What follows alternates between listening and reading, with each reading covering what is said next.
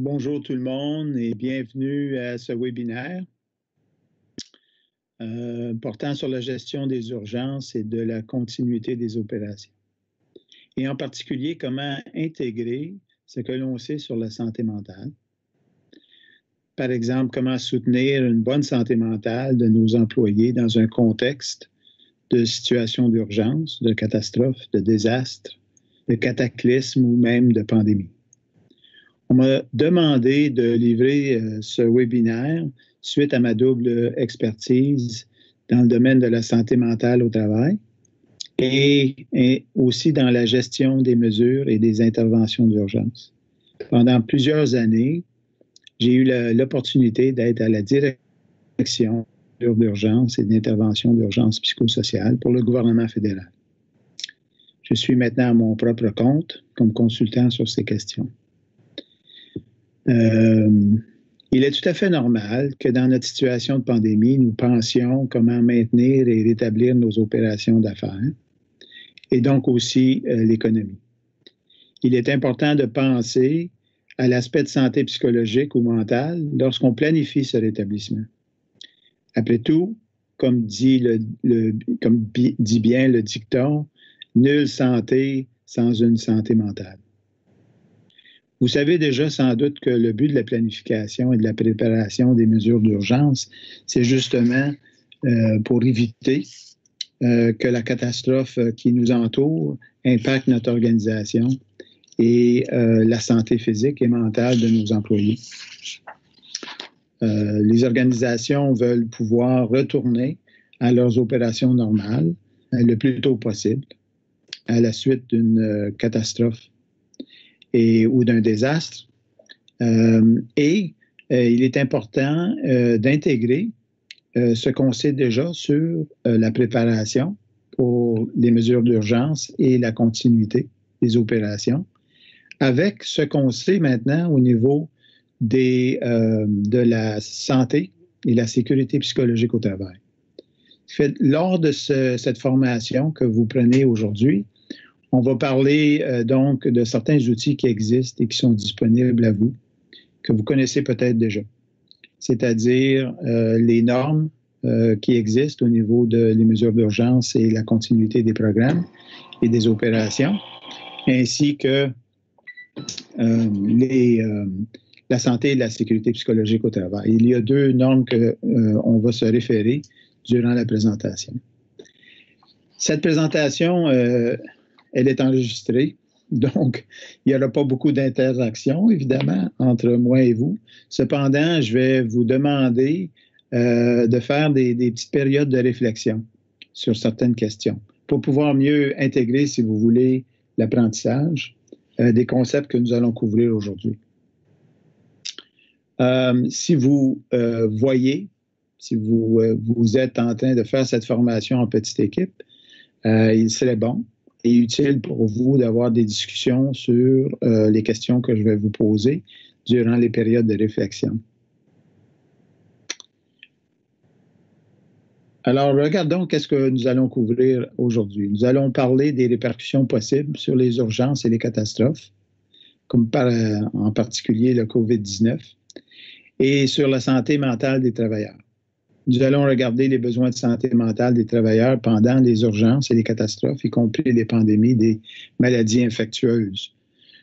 Nous allons aussi se pencher sur comment utiliser la norme nationale que j'ai mentionnée tantôt en milieu de travail pour incorporer la santé mentale dans les programmes de gestion d'urgence, dans les plans de continuité des opérations de votre organisation. Quels sont, selon vous, les effets possibles de vivre une situation d'urgence ou d'une catastrophe, en particulier la pandémie que nous vivons présentement?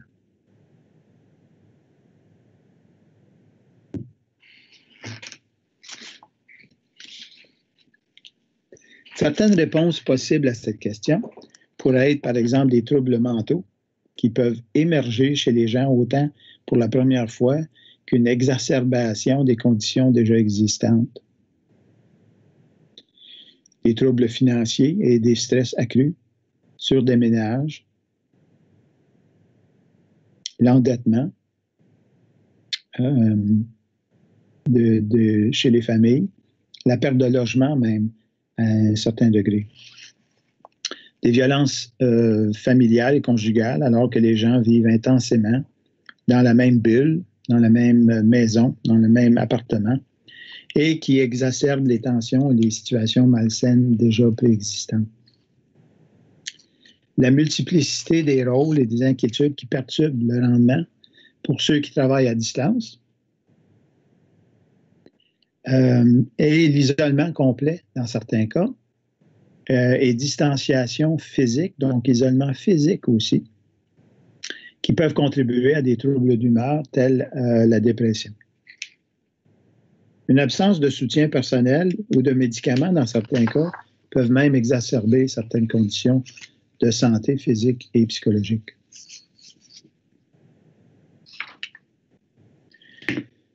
Le cerveau. Il est important de comprendre certaines choses de base par rapport à nos réactions dans une situation d'urgence. C'est important de reconnaître que beaucoup de notre cerveau, beaucoup de la région de notre cerveau est occupée par la lobe frontale qui essentiellement nous permet d'être logique. C'est cette lobe qu'on utilise présentement pour se parler, pour partager des informations et apprendre. Mais il y a aussi d'autres régions du cerveau qui sont beaucoup plus primitives, si vous voulez, et instinctives. Et ces régions-là s'activent beaucoup lorsqu'on vit des situations angoissantes, où on se sent menacé. Peut-être pas nécessairement physiquement, mais menacé au niveau de notre sécurité. Sécurité physique, psychologique, sécurité familiale, sécurité financière. Alors, lorsqu'on vit un niveau de stress aigu, ou de stress moindre, mais sur une très longue période, il peut y avoir une activation de certaines régions du cerveau qui sont beaucoup plus instinctives, qui sont là pour notre préservation, pour notre survie. Fait qu'on sait que la réponse d'urgence et de survie chez nous prend la forme de comportement, en certains cas de panique. Et on a évidemment à l'extrême un comportement de fuir pour notre survie, de figer peut-être pour mieux se cacher et se camoufler. Et dans certains cas, combattre pour pouvoir se libérer d'un agresseur. Ces trois comportements d'urgence qui sont innés chez nous vont se manifester de différentes façons selon l'individu. Mais la région qu'on appelle l'amygdale et l'hippocampe, qui est dans le centre de notre cerveau, et qui se rattache directement au tronc cérébral, contrôle la création et le relâchement des hormones de stress dans notre système sanguin. Et cela vient perturber évidemment nos fonctions cérébrales supérieures, telles la logique, la résolution de problèmes, le dialogue et même l'écoute et la compréhension. Le fonctionnement cognitif que l'on utilise pour travailler, dans la plupart des cas, pour s'entendre entre nous, est amoindri durant une crise quelconque. Les hormones de stress telles que le cortisol et l'adrénaline nous gardent sur ce qu'on appelle le qui-vive, en mode d'urgence. Et ça réduit la capacité de dormir profondément et de façon à se rétablir avec un sommeil profond.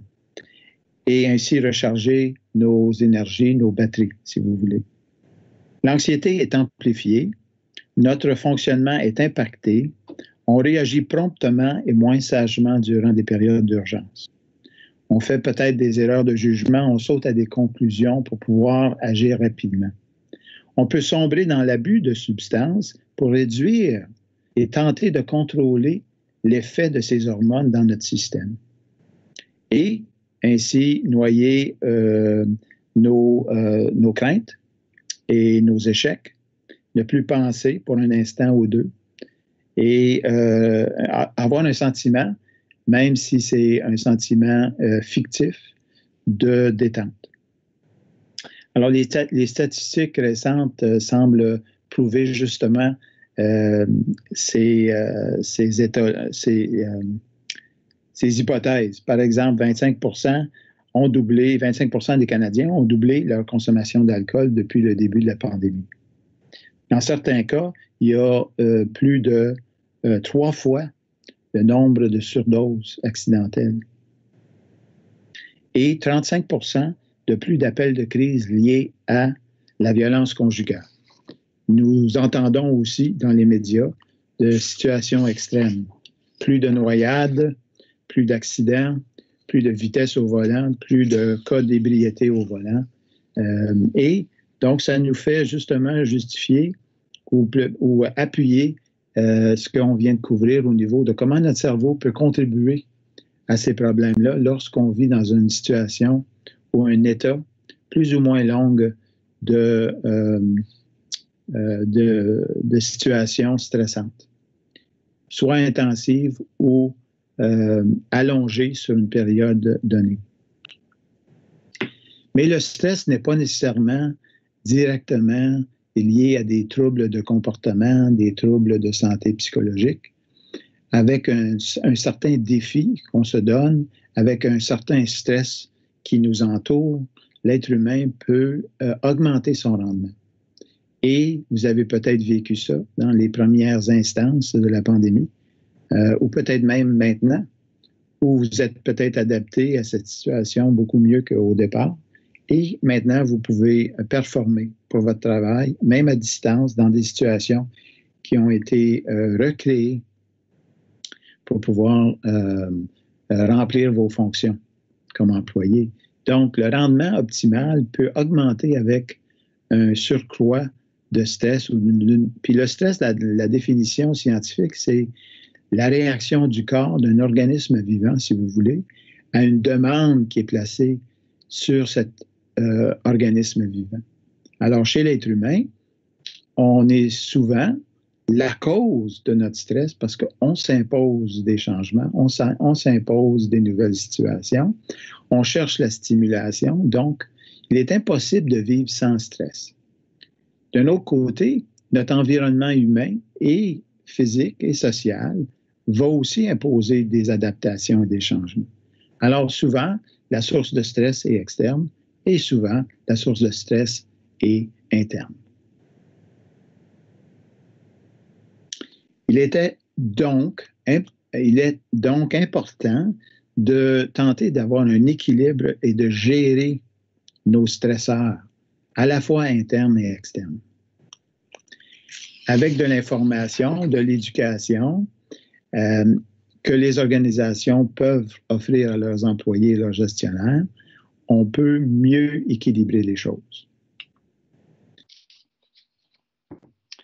À la diapo présente, je vous invite à ce moment d'accéder à la feuille de travail qui vous a été envoyée lors de votre inscription pour ce webinaire, ou que vous pouvez accéder via le site web de la commission où vous êtes inscrit.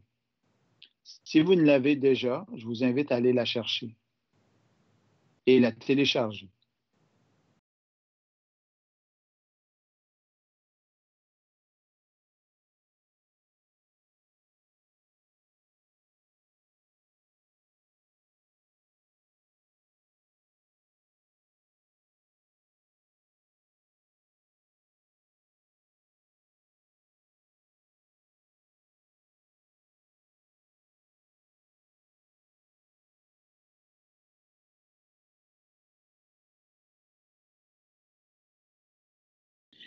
Donc, matière à réflexion sur qu'est-ce qu'on vient de couvrir, quels sont les bienfaits d'intégrer les concepts de santé mentale à vos programmes de gestion d'urgence et de continuité des opérations. Je vous invite à avoir une discussion, soit silencieuse interne ou peut-être en petite équipe. On va faire une petite pause de quelques minutes pour ce faire.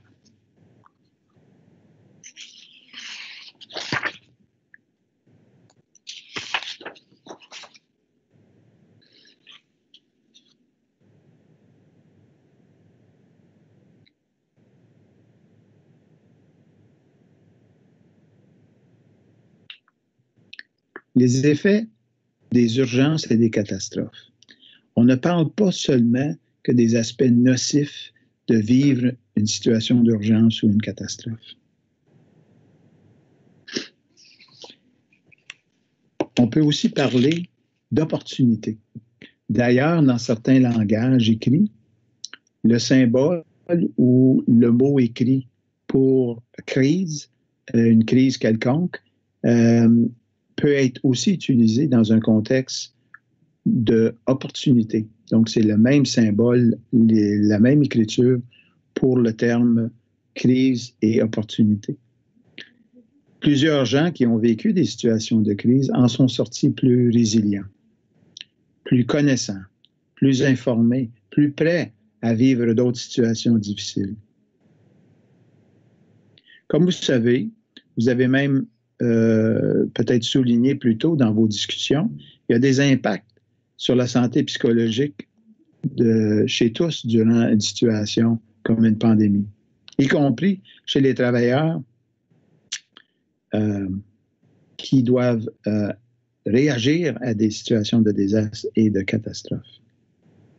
Une méta-analyse des recherches dans ce domaine démontre à la fois des effets positifs et négatifs. Par exemple, un renforcement de conviction morale chez les gens, un rétablissement et un renforcissement de certaines valeurs, et aussi un accroissement de confiance en soi lorsqu'on a réussi à survivre une situation difficile.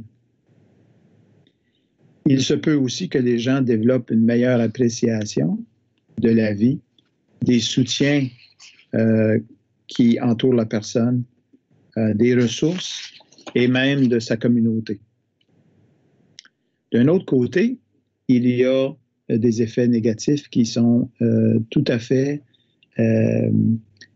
indiqués et répertoriés. Par exemple, le choc, un choc nerveux, qui essentiellement est un mécanisme de défense pour réduire l'intensité de façon temporaire d'un événement qui est choquant, si vous voulez, qui a un impact important sur nous. Un sentiment d'impuissance qui peut aussi être temporaire ou plus à long terme. Des inquiétudes qui ne sont pas nécessairement fondées. Des inquiétudes qui sont évidemment bien fondées. La peur, et vivre une peur intense qui peut-être fige les gens, autant sur le plan mental que physique, ou qui les fait réagir avec de la colère pour pouvoir mieux se défendre. La culpabilité, parce que nous avons survécu et les autres n'ont pas pu survivre.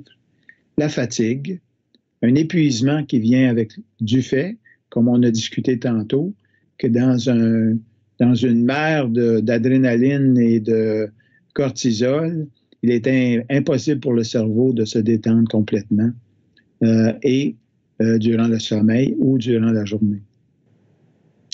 Une détresse chez les premiers répondants et les soignants, les personnes qui travaillent dans le domaine de la santé et le soutien des personnes. La santé et la sécurité psychologique au travail. La dépression, le stress post-traumatique et les troubles anxieux peuvent se manifester aussi, peut-être pas dans l'immédiat, mais au recouvrement ou à la fin de l'épisode en question.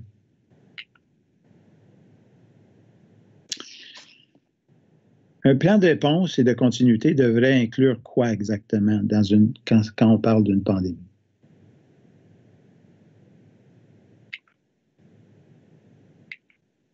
Il s'agit évidemment de penser à protéger la santé et la sécurité des travailleurs et des autres.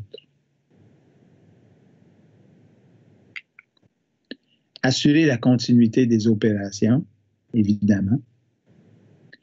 Autant pour préserver la santé physique et mentale des employés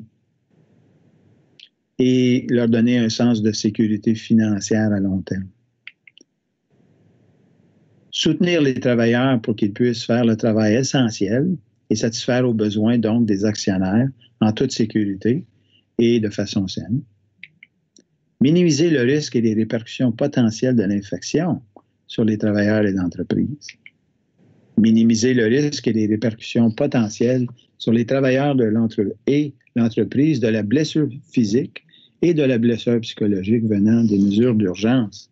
Souvent, les mesures d'urgence peuvent aussi contribuer à des troubles de santé mentale. Nous allons pouvoir élaborer là-dessus un peu plus tard. Finalement, veiller à un retour aux conditions, au rétablissement de l'organisation et du travail. Et le faire en toute sécurité après la pandémie. Ou peut-être même durant la pandémie, lorsque les problèmes d'infection sont amoindris. Organiser le soutien psychologique après la pandémie, ou même peut-être pendant, pour les travailleurs et leurs personnes à charge, afin qu'ils puissent continuer à œuvrer le mieux qu'ils peuvent dans des situations difficiles. Nous allons voir maintenant les facteurs en milieu de travail, des facteurs d'ordre psychologique, si vous voulez, qui contribuent à la santé et la sécurité psychologique en milieu de travail. Nous allons regarder ces différents facteurs à la lumière des 4 étapes importantes au niveau des plans d'urgence, des mesures d'urgence et de continuité que vous allez trouver dans la norme nationale, le Z 1600, trait d'union 17, de la CSA. Alors, Canadian Standard Association, l'Association des normes canadiennes, a créé en 2017 une norme que vous connaissez peut-être déjà, qui explique et qui soutient les organisations au niveau des mesures d'urgence et de la continuité en cas d'urgence. Alors, vous voyez ici les 4 étapes qui sont suggérées dans cette norme. La prévention ou l'atténuation des impacts, la préparation, la réponse et la continuité et le rétablissement. Dans un premier temps, il est toujours mieux de prévenir, n'est-ce pas? Donc, la plupart des actions et des efforts seront posés dans une organisation pour prévenir ou atténuer l'impact des événements sur la santé et la sécurité des gens. Cela va occuper la majeure partie de la planification, évidemment. Cependant, on sait qu'il n'est pas toujours possible d'imaginer tous les scénarios possibles. Lorsqu'il faut répondre aux urgences, vous avez aussi des besoins qui sont au niveau de l'infrastructure et des ressources en place pour ce faire. Et donc, mettre ces choses en place avant la situation, évidemment, va faire en sorte que vous pouvez réagir plus rapidement et vous adapter à la situation qui peut aussi évoluer, comme on le voit dans cette pandémie. Il est important de reconnaître les signes et les symptômes de la maladie mentale, donc dans ce contexte de prévention. Il est important de trouver les ressources nécessaires et de donner certains conseils. Et comment donner ces conseils de façon efficace pour encourager les gens d'aller chercher le soutien nécessaire. Il est aussi utile de penser, de former les gens sur les réactions potentielles à des situations difficiles, comme des traumatismes, à l'effet cumulatif du stress sur leur santé physique et mentale, et former les gestionnaires et les superviseurs sur l'entre-gens, comment communiquer et écouter les employés, répondre à leurs soucis dans une situation qui exacerbe déjà l'anxiété et l'incertitude des gens. Aussi de pratiquer l'empathie et comment la communiquer.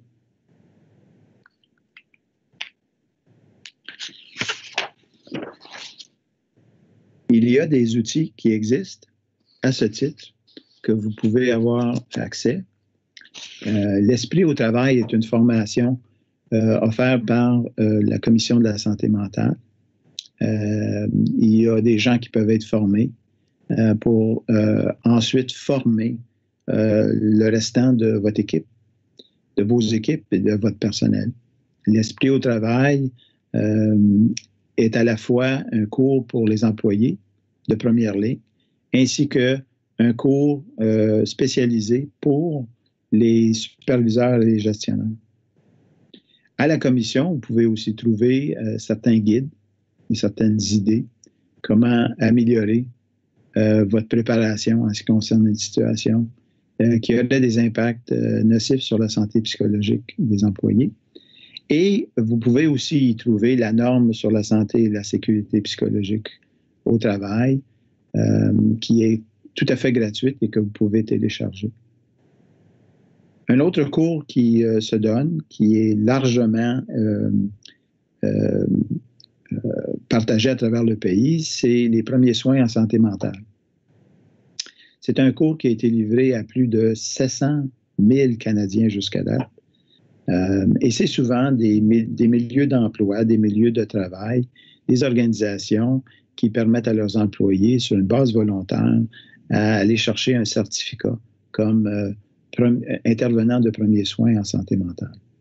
Ça augmente, si vous voulez, le soutien de pairs lors des incidents difficiles, des événements difficiles de la pandémie, par exemple. Dans l'esprit au travail, on y présente un outil qu'on appelle l'outil de continuum de la santé mentale, qui est basé sur un certain modèle maintenant, qui est largement accepté, qu'il y a ce qu'on appelle un déclin naturel au niveau de notre santé mentale qui peut se manifester lorsqu'on est dans des situations de stress aigu ou une cumulation de stress que l'on vit, à la fois à la maison, au travail et dans d'autres situations. Et ce que vous voyez ici présentement, c'est qu'on utilise, pour simplifier les choses, des couleurs. Ce qui fait que je vous invite présentement à faire une petite réflexion sur où vous vous trouvez au niveau de ce modèle de continuum. Est-ce que vous êtes dans le vert? Êtes-vous présentement en réaction? Ou peut-être blessé? Est-ce que vous rencontrez les symptômes importants d'une maladie mentale? Alors, le modèle nous permet justement de mieux se repérer au niveau de notre progression vers une maladie mentale ou notre progression vers un retour en santé mentale. Et c'est pour la raison que vous voyez une flèche qui va dans les deux sens. On peut se rétablir d'une situation difficile, on peut se rétablir d'une blessure psychologique si on a l'information nécessaire, si on a le soutien nécessaire. De même, pour une maladie mentale, on peut se rétablir, comme la plupart des gens le font, avec de l'aide médicale ou professionnelle. Ce qu'il est important, c'est de reconnaître certains signes chez les gens. Et il y a de la formation, justement, pour aider les gens à reconnaître eux-mêmes leurs signes pour pouvoir aller ensuite chercher l'aide nécessaire. Alors, nous évoluons tous sur cette échelle. Il est impossible de rester toujours dans le vert. Et dans une situation de pandémie, il serait normal qu'on se retrouve dans le jaune, si vous voulez, en mode de réaction, mode réactive, avec une nervosité un peu plus aiguë, peut-être certaines difficultés à dormir. Surtout au départ dans la situation, lorsqu'on fait face à l'inconnu. À mesure qu'on commence à mettre en place des mesures de protection, à mesure qu'on découvre des choses sur la situation et qu'on peut savoir comment mieux se protéger, on peut retourner vers le vert.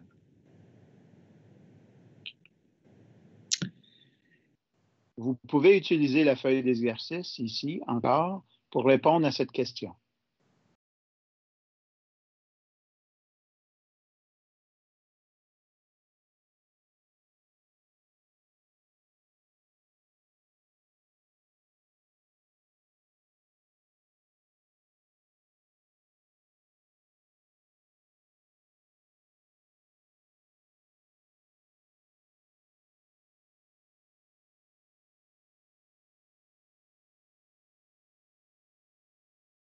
Quelle autre ressource connaissez-vous dans votre communauté, dans votre province, au Canada ou ailleurs, sur l'Internet, que vous pourriez utiliser, qui serait utile justement à partager avec vos employés, avec vos collègues et même utiliser pour vous-même?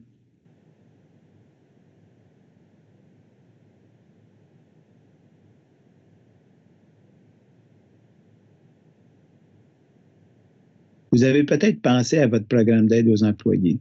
Dans la plupart des organisations de moyenne et de grande taille à travers le pays, il y a des programmes d'aide aux employés. Les employés ont accès à un service professionnel confidentiel, souvent 24 heures sur 24, 365 jours par année, avec des gens qui peuvent aider si on est en crise ou bien si on veut établir une relation d'aide avec un professionnel sur une courte période. Le programme d'aide aux employés est généralement à courte durée, dans le but justement de réduire les problèmes ou de résoudre les problèmes. Et dans le cas, peut-être 15% des gens qui utilisent le programme d'aide aux employés sont référés à des ressources plus à long terme ou plus spécialisées. Mais dans la plupart des cas, les gens ont trouvé le service utile pour la résolution ou la réduction importante d'un problème de santé psychologique et peut-être à d'autres niveaux aussi. Donc, par exemple, gérer des conflits au travail, du counseling conjugal, familial, de l'information, se développer un plan d'attaque pour adresser des troubles financiers. Se donner, former vos gestionnaires sur les aspects de protection psychologique, par exemple. Sur la norme, sur la santé et la sécurité psychologique peuvent aider aussi. Des bulletins ou de la correspondance quotidienne et hebdomadaire sur la situation pour informer vos employés, les garder informés sur les nouveaux développements, sur les mesures à prendre pour se protéger et aussi qu'est-ce que l'organisation planifie au niveau du retour au travail. De confronter les rumeurs et les théories de conspiration qui semblent circuler dans l'Internet et dans les réseaux sociaux avec de l'information scientifique et des informations fondées, bien fondées. Ça peut aider. Alors, ce ne sont que quelques choses qui peuvent aider dans ce contexte. L'étape de rétablissement. Alors, il y a des stratégies pour établir l'entreprise à un certain niveau de fonctionnement acceptable. C'est important d'établir des objectifs et des procédures de rétablissement. Il faut réfléchir, évidemment, sur les besoins des employés dans leur vie personnelle pour ce faire. Peut-être échelonner le retour au travail de façon graduelle. Parce qu'une adaptation va se faire lorsqu'on est en situation de travail à distance pour une longue période de temps. Veillez à avoir du matériel de protection, de l'équipement de protection personnelle pour tout le monde avant de procéder à un retour sur les lieux. Quelles vont être vos mesures pour désinfecter et transporter le matériel retournant sur les lieux de travail? Un suivi en amont et des méthodes saines et des bilans réguliers sur qu'est-ce que les employés font et devraient faire pour se protéger. Et aussi une réflexion sur les leçons apprises en révision de modifier peut-être vos politiques et vos procédures qui existent déjà au niveau de la continuité des opérations, mais aussi au niveau des réponses d'urgence.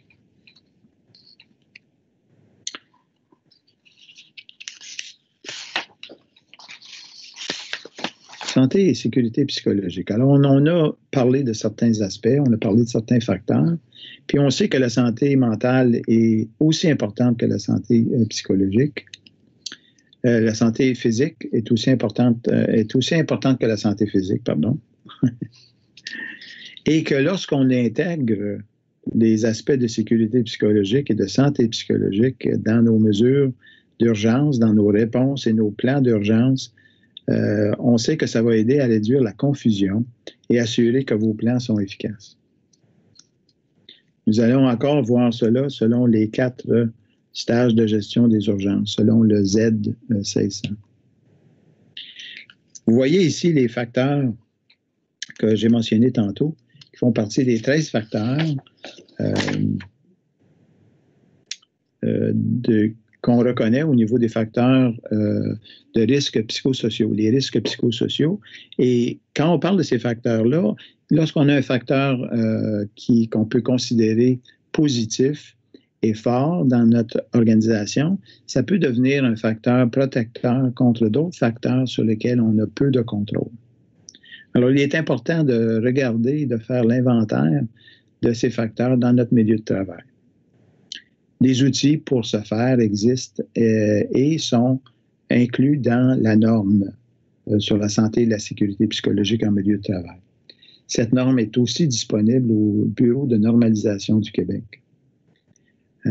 C'est dans un partenariat avec le groupe CSA que cette norme nationale a été créée. Alors, la norme sur la santé et la sécurité psychologique au travail présente un cadre qui nous permet de mesurer et d'agir pour améliorer les facteurs contribuant à des malaises et des problèmes de rendement.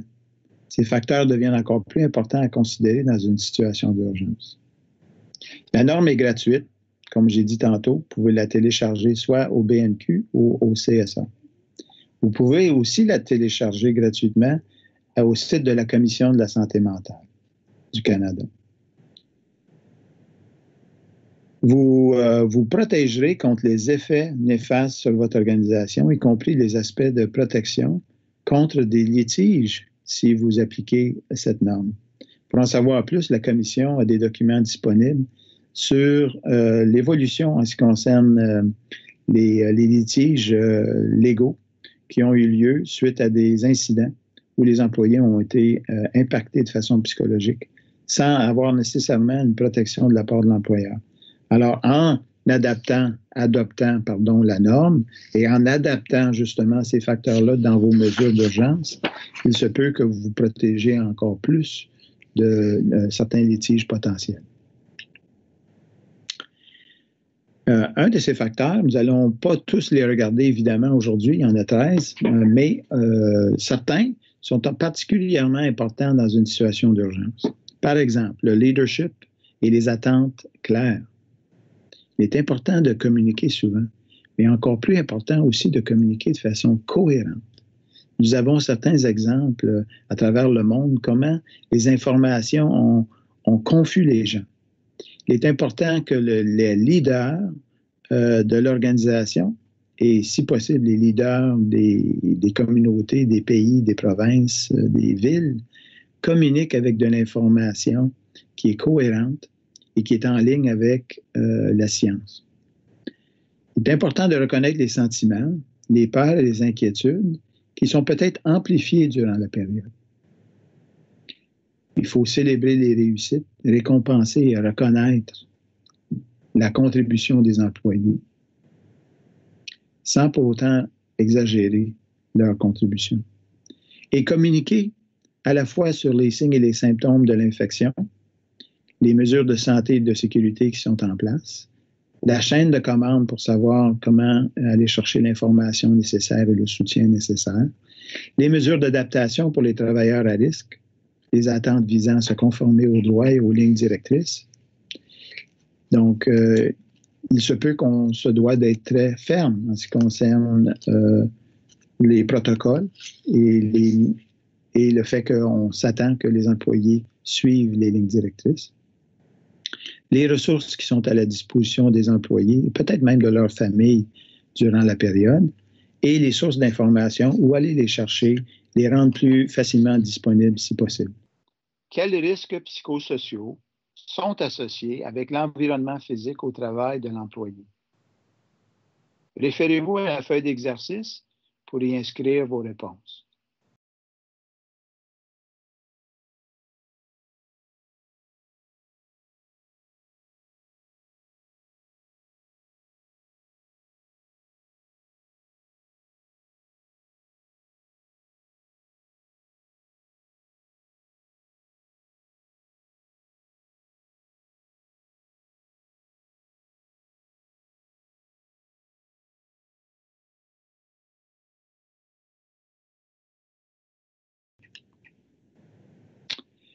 Évidemment, les autres facteurs sont aussi importants, mais celui-ci en particulier.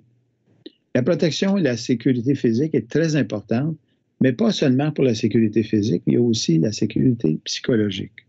Quels risques psychosociaux découlent directement des risques à la santé physique, selon vous?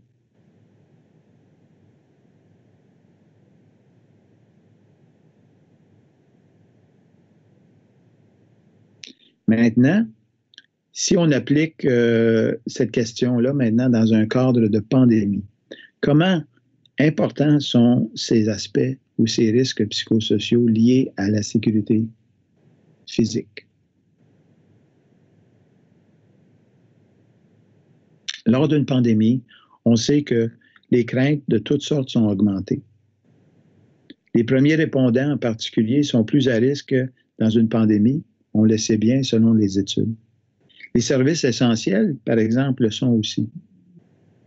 Les employés de la santé sont encore plus impactés de façon négative par leur travail et l'accès qu'ils ont justement aux gens qui sont infectés.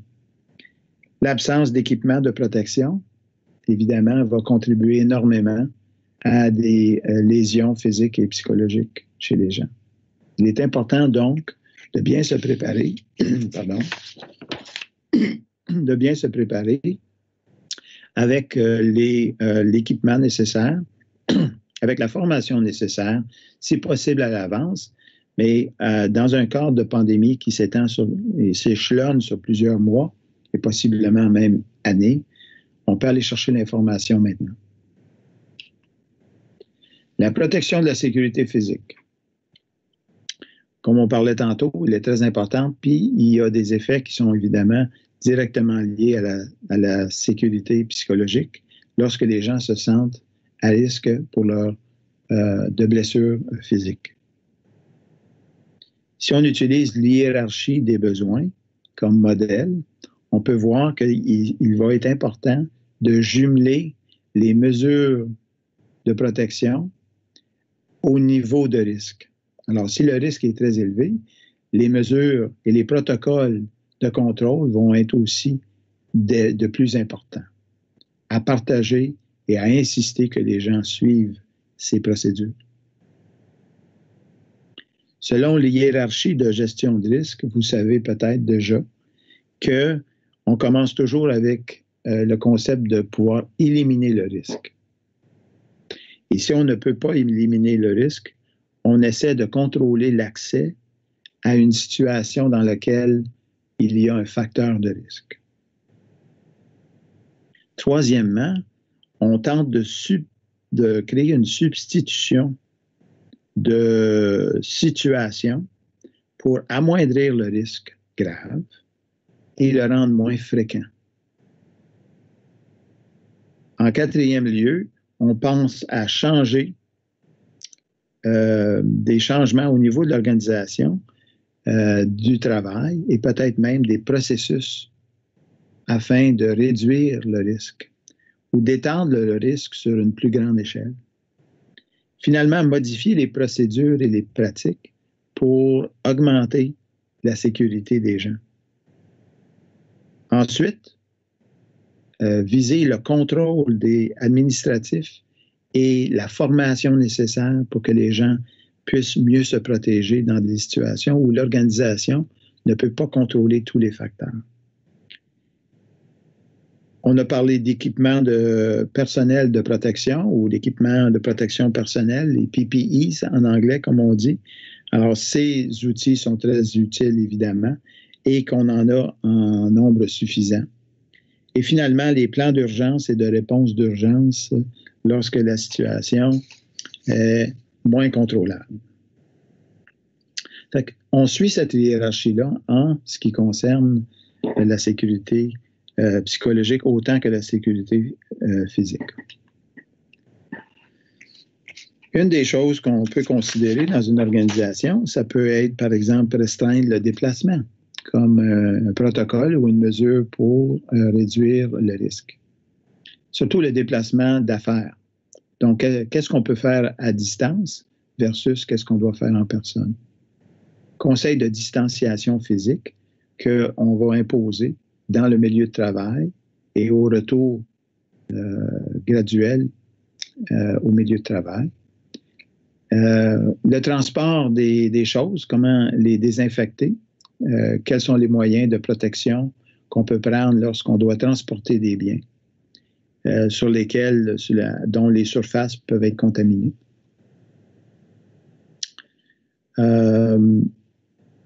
procédures de confinement et des procédures de sécurité qui vont devoir être mises en place pour protéger les gens qu'on va peut-être identifier à plus grand risque de contamination. Aussi, pouvoir évaluer, donner l'information nécessaire pour que les gens puissent savoir l'importance d'aller se faire tester pour savoir s'ils ont été contaminés, s'ils ont et s'ils sont dans une situation même asymptomatique, de pouvoir faire la propagation du virus dans leur milieu familial et de travail. Et finalement, des conseils sur le télétravail afin de rendre le télétravail sécuritaire pour les gens.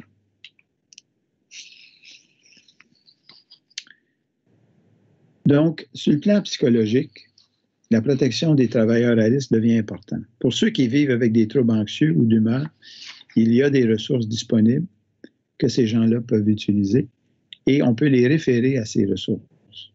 Il y a du video counseling qui est probablement disponible si vous avez un programme d'aide aux employés ou au moindre de façon téléphonique. On peut encourager les gens à aller chercher le soutien professionnel nécessaire.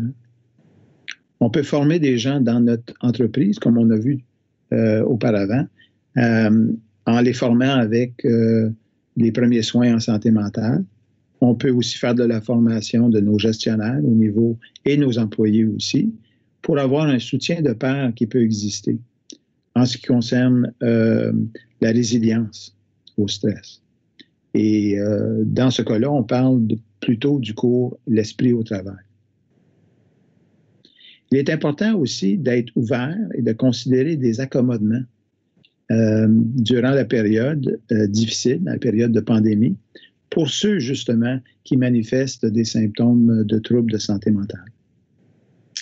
Les solutions peuvent être beaucoup plus faciles qu'on pense comme accommodement. Par exemple, un employé qui est facilement distrait et qui l'est encore plus durant une situation anxieuse comme une pandémie, va probablement profiter d'un casque d'écoute pour justement se concentrer mieux sur son travail et être moins interrompu, surtout lorsqu'il travaille à la maison, par exemple, et dans une situation familiale où il y a beaucoup de demandes qui sont imposées sur l'employé.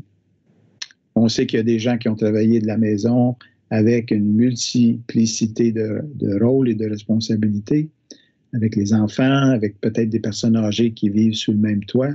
Alors, il est important de pouvoir s'isoler, si vous voulez, des bruits entourant la personne durant sa journée de travail, afin de ne pas déclencher, si vous voulez, une réaction ou un retour à des troubles de santé mentale. Il se peut aussi que certaines ressources soient offertes à la personne directement. Certaines personnes qui ont déjà peut-être un trouble existant, comme des troubles obsessifs compulsifs, vont dans une situation semblable, possiblement vivre une exacerbation de ces symptômes. Et on sait que les gens, en général, vont avoir, sous un effet d'anxiété, des expériences sensorielles qui sont plus intenses.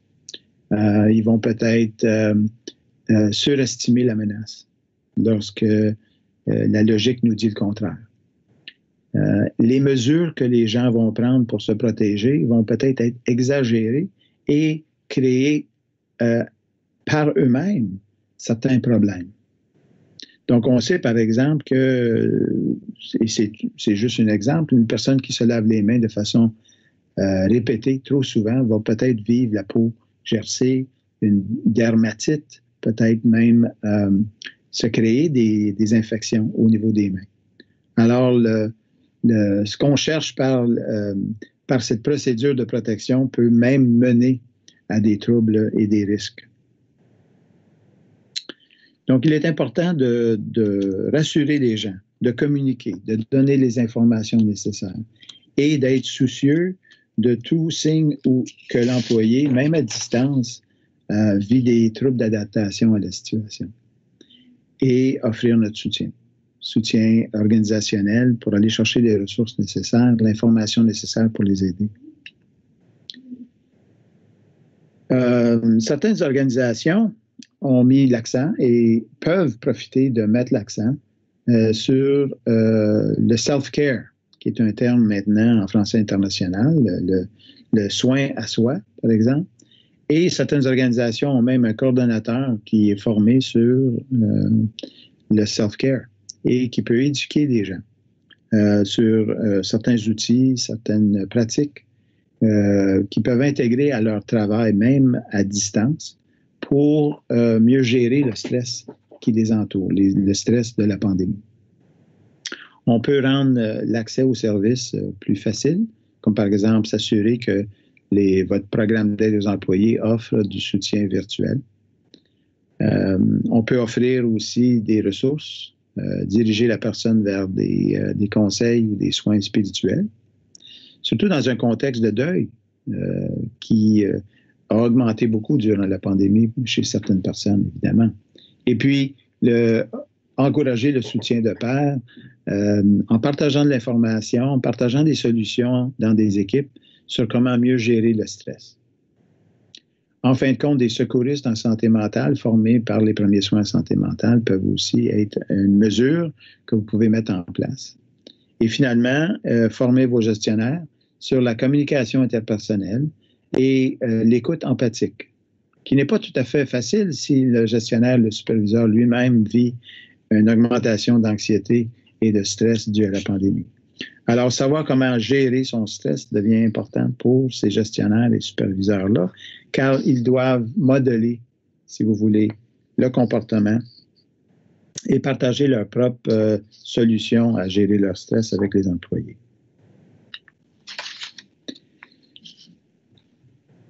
Il y a beaucoup de sites web maintenant qui offrent du counseling gratuitement. Vous voyez ici, par exemple, l'espace Mieux-être Canada. Vous pouvez avoir accès à ça. Il y a un partage de différentes idées sur le self-care, justement, sur comment prendre soin de soi-même ou aller chercher le soutien professionnel d'urgence s'il y a lieu. Qu'est-ce qu'un bilan un incident traumatique ou un incident critique peut avoir des séquelles importantes sur la santé mentale des gens. Voir quelqu'un mourir d'une attaque de cœur dans le milieu du travail, par exemple, un accident mortel, savoir que notre équipe va être réduite, on va perdre peut-être notre emploi. Ce sont tous des incidents qui viennent troubler les gens et ça peut mener à certaines formes d'adaptation, de mésadaptation chez l'individu. Il est important de permettre aux gens de faire une dissociation qui est beaucoup plus naturelle et sécuritaire, pardon. Donc, on parle de dissociation.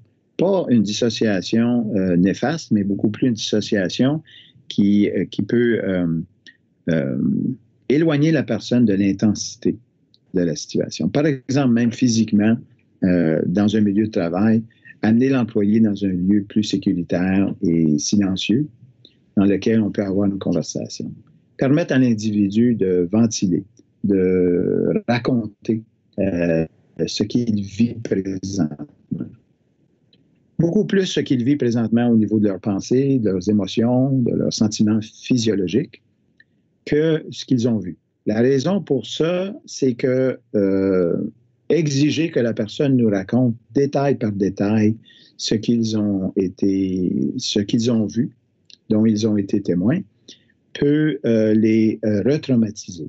Alors, il est important plutôt de juste les permettre de ventiler s'ils veulent raconter la situation et de les aider à normaliser leurs réactions intensives qu'ils vivent présentement. Pas tous les gens vont avoir une situation où ils vont manifester des séquelles psychologiques dans les médias. Ça peut être aussi beaucoup plus tard que ça se manifeste. Il est important de donner des ressources aux gens des numéros de téléphone ou peut-être même faire venir un conseiller spécialisé dans le domaine pour venir parler aux employés. Dans une situation de distanciation et de travail, de télétravail, on peut avoir une session virtuelle avec un conseiller. Une des techniques efficaces sur place, c'est la respiration profonde. Alors, elle est utile pour le gestionnaire, le superviseur ou le collègue qui veut appuyer la personne. Il est important de prendre une grande respiration pour pouvoir mieux contenir son anxiété avant d'entamer une conversation avec quelqu'un qui nécessite un soutien psychologique. Il est important aussi d'aider la personne à prendre une respiration profonde en guidant la personne, en leur disant, regarde, on va respirer ensemble. Encore une grande respiration, ça va t'aider à te contenir, à pouvoir te rétablir. Il y a aussi une technique qu'on appelle la pause. C'est une technique qui a été développée par les gens, des premiers répondants et des gens qui travaillent dans les urgences hospitalières.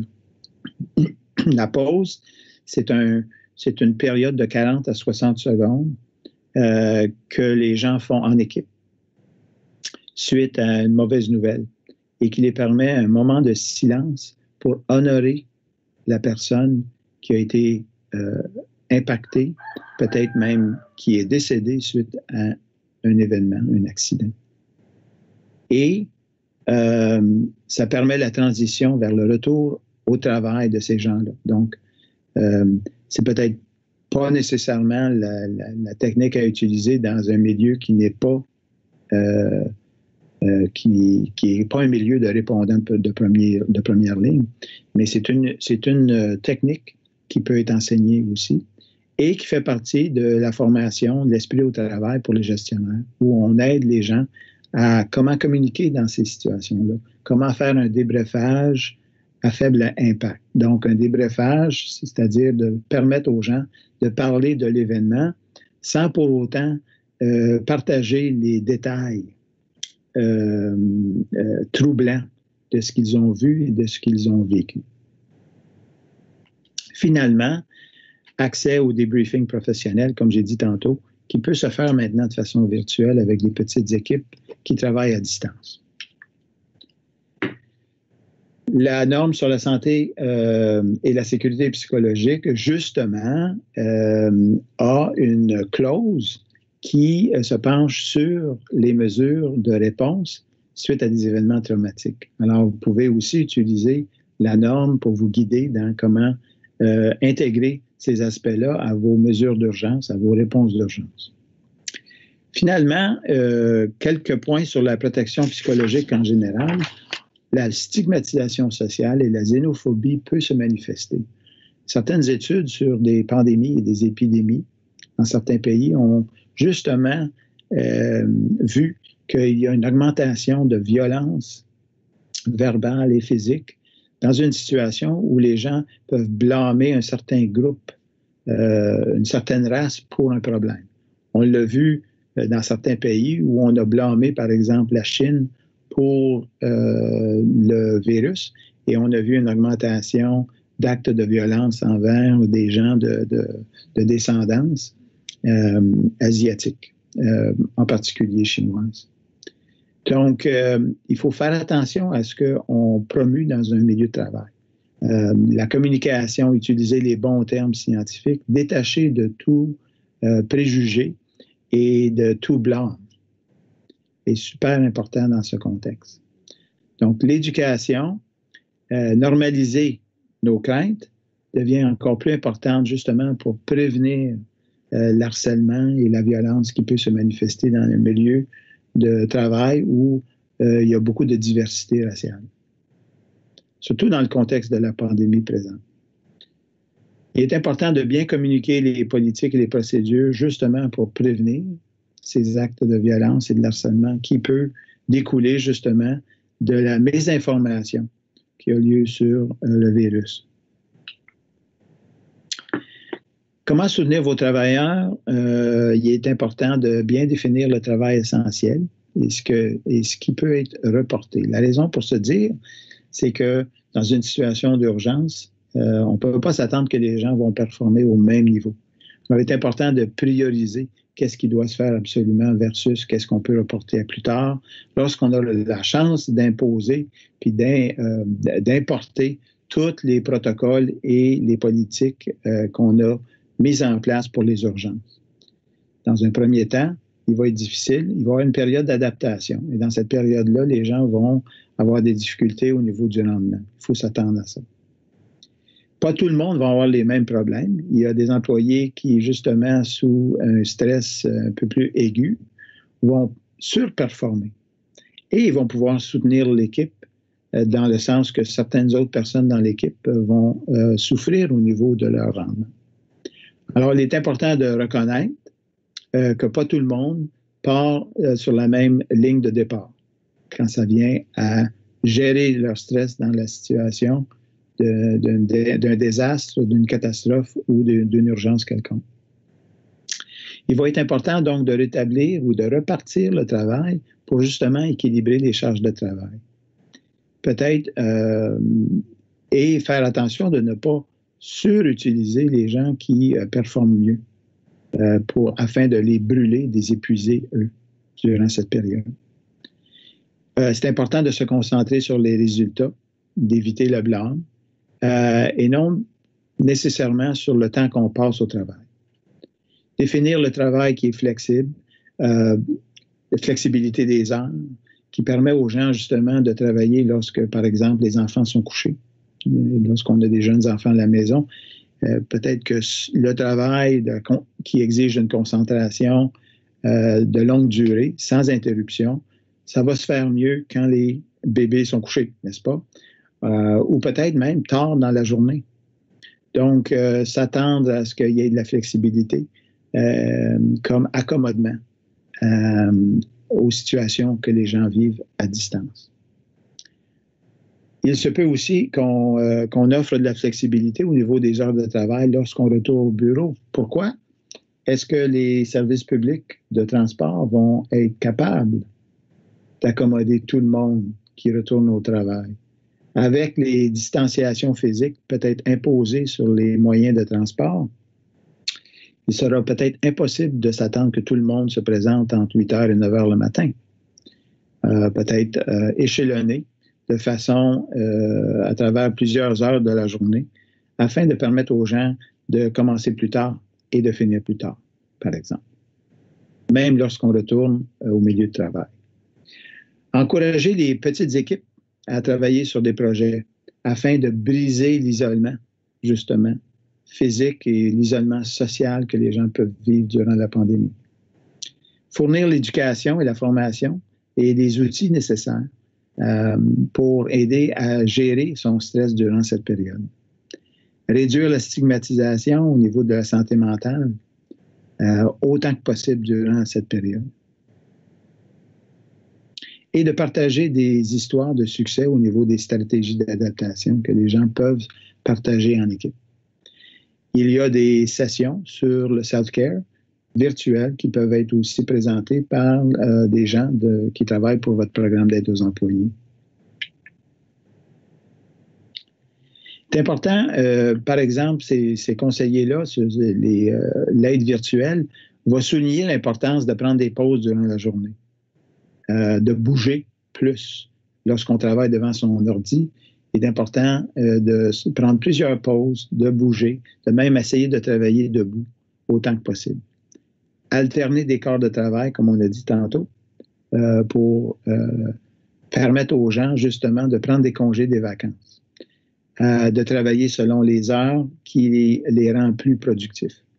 Encourager l'utilisation des avantages sociaux existants pour soutenir le bien-être. Par exemple, votre régime de congé de maladie, s'il est très limité, les gens vont se présenter au travail même malades pour des raisons financières et économiques.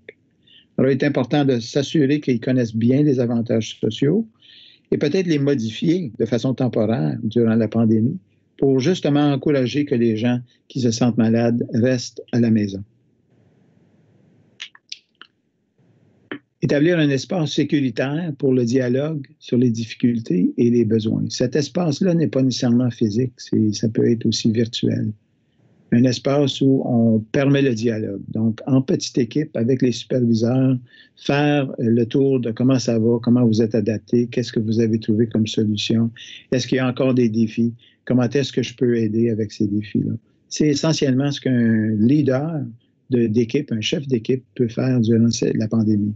De bien écouter les gens, de considérer leurs demandes d'accommodement, des accommodements qui sont informels, qui sont liés à la pandémie, pas des accommodements qui sont liés à un problème médical, par exemple. Établir un lien entre les travailleurs de soutien de santé mentale pour eux et leur famille. Donc, s'assurer que ces gens-là sont en contact avec leur famille, même s'ils sont à distance, qui sont, par exemple, mobilisés à intervenir ou en voyage d'affaires. N'est-ce pas? Et s'assurer que la famille peut recevoir certaines ressources aussi, parce que le travailleur va être importuné par des soucis si la santé mentale et physique de leur famille est souffrante durant la période. Encore ici, vous pouvez y inscrire la réponse dans vos feuilles d'exercice.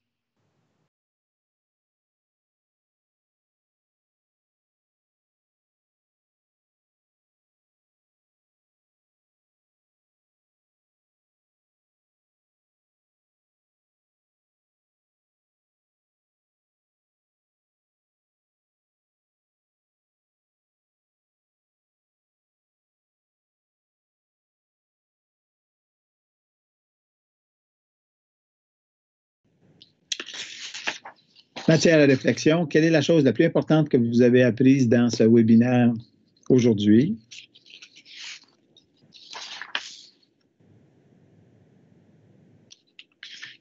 Et enfin, je vous invite à noter ce que vous vous engagez de faire cette semaine pour aller de l'avant.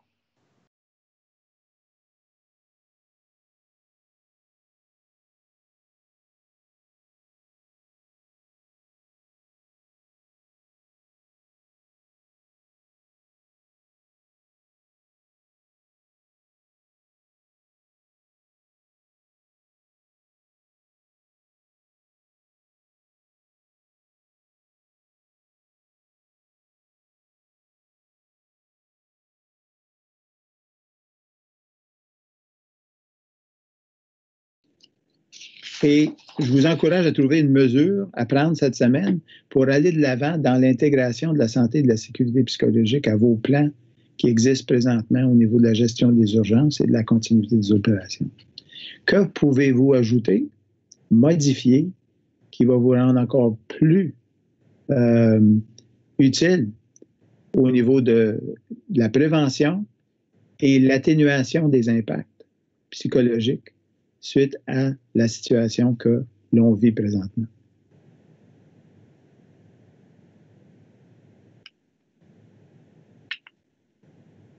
Je vous remercie pour avoir pris le temps pour m'écouter, malgré mes difficultés techniques.